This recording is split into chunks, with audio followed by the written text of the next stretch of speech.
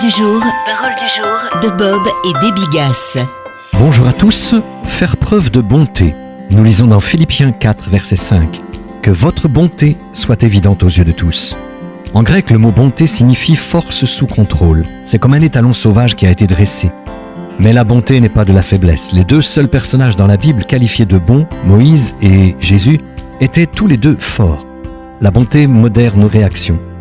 Elle permet de répondre posément au lieu de réagir de façon épidermique.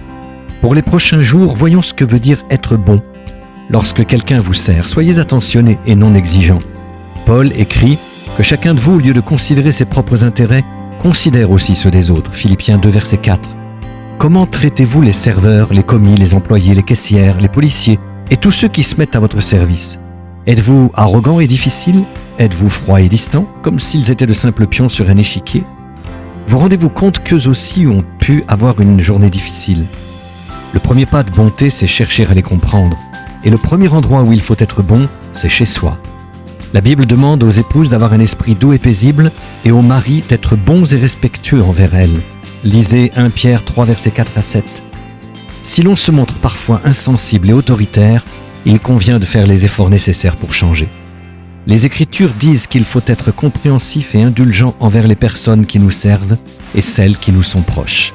Soyez bénis. Retrouvez Parole du jour en version imprimée sur l'application ou sur paroledujour.com.